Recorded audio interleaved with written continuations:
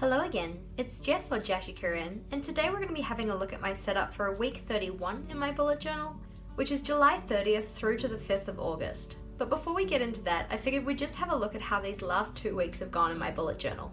If you watched my last weekly plan with me, you'll know that for the past week or so I've actually been in Melbourne. To make sure that I could have a video up for you guys to see on the day I was flying out, I filmed my plan with me for week 30 in advance, which means you didn't really get to see how I used week 29. As you can see, this wasn't really a great loss to you guys because I didn't really have a lot to put in this spread at all. I'm not too bothered about this, however, because that was kind of somewhat my intention for this weekly spread. I knew I didn't have a lot going on, so I just gave myself a 1-page weekly to put in the few little things that I knew I had to do. This likely isn't a layout that I would use very often, just because I usually have a lot more going on in each week. For the current week, or week 30, I'm still not using my journal quite so much, but this one I would be a lot more inclined to use again. I'd probably want to have wider boxes for each of my to-do lists, but I really love how this top banner turned out. Because the majority of week 31 is going to be in August, I'm going to leave some pages for my monthly setup for August 1st, and then put my weekly spread in after those. So jumping from page 22 to page 42.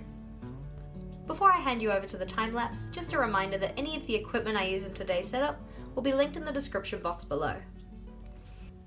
To start off with, I'm using my Faber-Castell Pitt Artist Pen in the size S to write down the titles for the page. Because my colour scheme for August is inspired by winter, I wanted to use a lot of greys and blues in this spread. So for the titles in particular, I chose this really pretty greyish blue colour.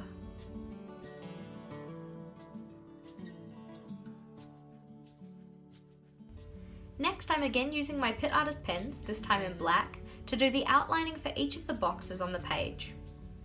I used a combination of the F and S sizes for these.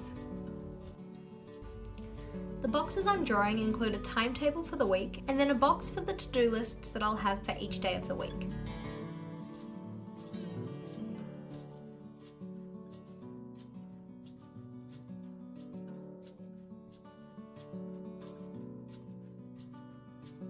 To add a bit of visual interest, I also drew in a drop shadow for each box.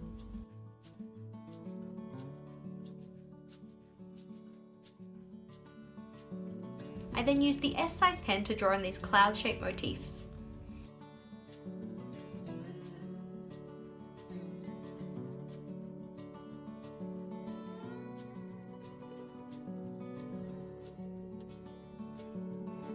Although I drew in 3 clouds in total, I'm not too sure what I want to put on that last one. If you have any suggestions though, let me know in the comment section below. To do the text on the other 2 clouds, I used that same grey-blue Pitt Artist pen from before. Following this, I used my Tombow Dual Brush marker in a grey colour to fill in those drop shadows.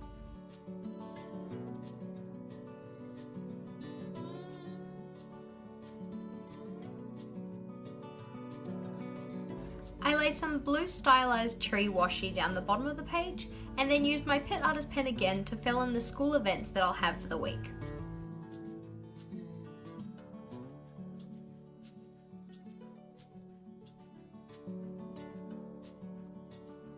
Finally, I used a light grey Staedtler Tri-Plus fineliner to add some details to the clouds and a little bubble around each of the numbers for the days of the week.